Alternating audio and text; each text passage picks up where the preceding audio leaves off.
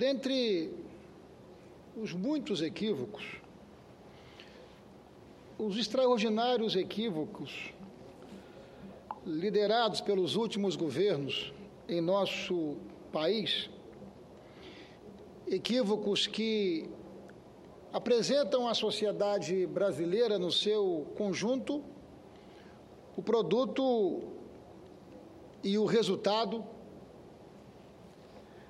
desta condução não apenas econômica, mas também política, que precisa nos levar a uma inflexão sobre algumas questões que são absolutamente relevantes para a sociedade brasileira e, sobretudo, para o futuro do nosso país. Eu me refiro, quero trazer para debate aqui no Senado, no plenário do Senado, aquela que eu considero talvez o símbolo do retrocesso que foi desenvolvido pelos governos da presidente Dilma e também pelo governo que antecedeu ao governo da presidente Dilma, o governo do presidente Lula, em que pese eu mesmo aqui reconhecer os muitos avanços e conquistas que foram importantes ao longo desse tempo, lamentar, evidentemente, que importantes conquistas estão sob risco em função da ausência de ajustes no tempo para que nós pudéssemos manter essas conquistas importantes para a sociedade brasileira. Uma dessas conquistas é seguramente o programa Bolsa Família, que foi tão bem aqui defendido pelo senador Lazia Martins, em função da ameaça e do risco da conjuntura econômica, da crise econômica estrutural que vive o Estado brasileiro, até mesmo um programa como esse ter que sofrer retrocessos em função daquilo que representou como estratégia de distribuição de renda, como estratégia de nós retirarmos da extrema pobreza um conjunto relevante de brasileiros.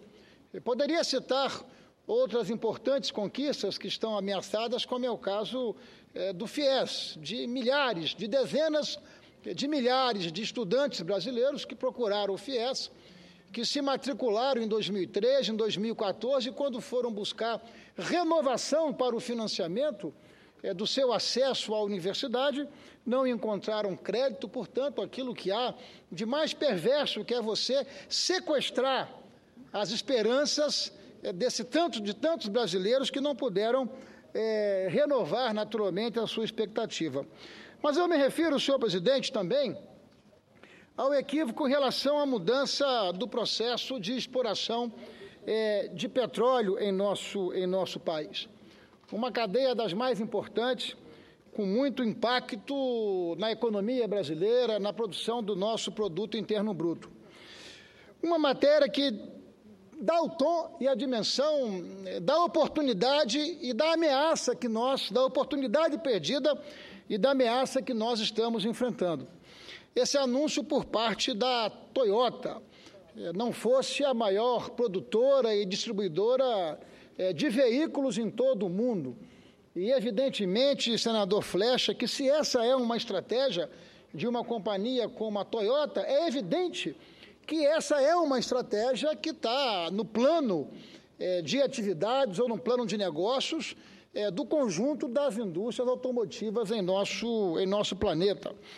A Toyota está traçando uma estrada para a extinção quase total de seus carros abastecidos de forma convencional. A montadora com o maior volume de vendas do mundo informou que até 2050, portanto, do ponto de vista histórico, 2050 é logo ali, que até 2050, os híbridos movidos a gás, a eletricidade, a híbridos plug-in, carros movidos a célula de combustível e elétricos responderão pela maior parte das suas vendas, ou seja, a energia que tem como fonte a energia fóssil, ela está, se não com seus dias contados, é fundamental que a gente olhe para frente e veja o nível dessa matéria-prima que vai perder a cada momento mais valor. Isso significa que os carros com motores a gasolina e diesel, que atualmente representam 85% das vendas globais da Toyota, ficarão perto de zero em 2050, ou próximo de 2050. Ora, senhor presidente, senhoras e senhores senadores, o que isso tem a ver com a nossa realidade?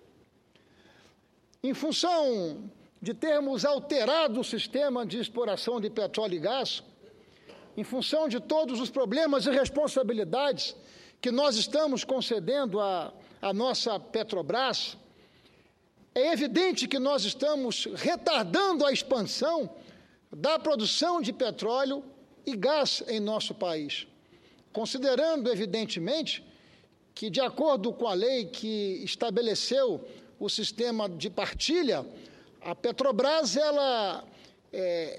tem que responder, ela é a controladora, ela é exclusivamente a operadora desses campos, com capital não inferior a 30%.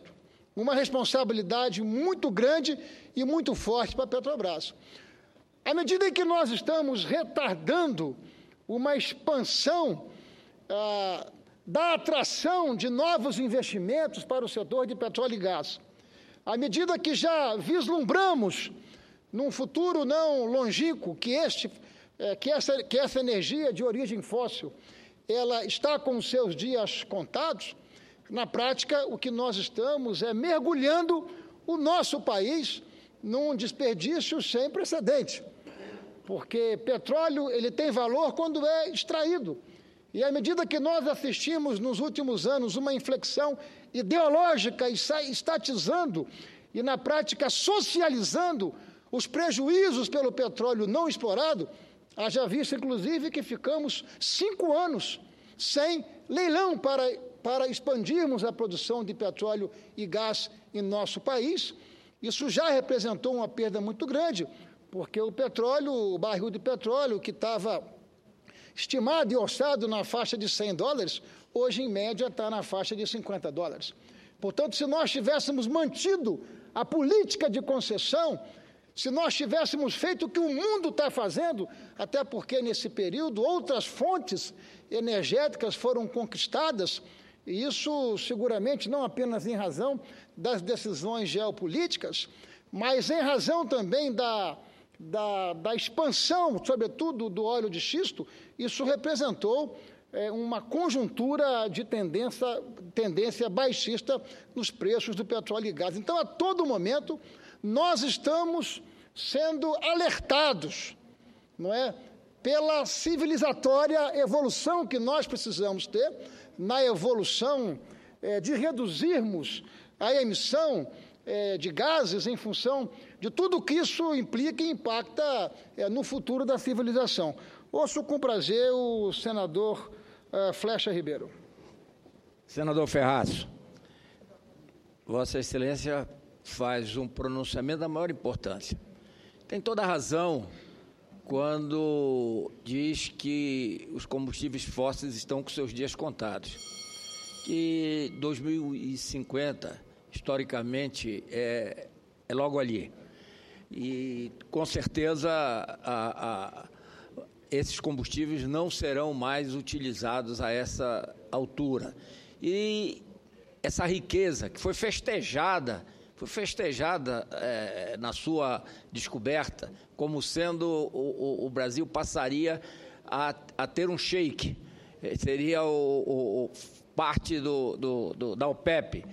E, lamentavelmente, por uma questão ideológica, política, tudo aquilo que vinha dando certo no governos do Fernando Henrique Cardoso, elas foram trocadas para não serem assumidas como certo.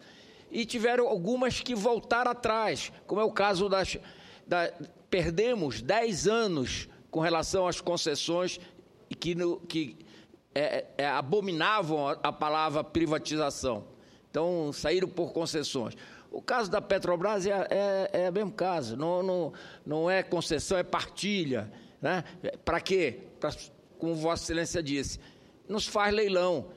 E o projeto do senador Serra, que simplesmente, o projeto do senador Serra não faz mais nada mais, nada menos do que tirar da Petrobras a obrigação dela participar com 30% de qualquer poço, leilão que venha a ocorrer no pré-sal. Então, hoje a Petrobras, lamentavelmente, não tem condições de fazer esse investimento. Então, os leilões estão suspensos.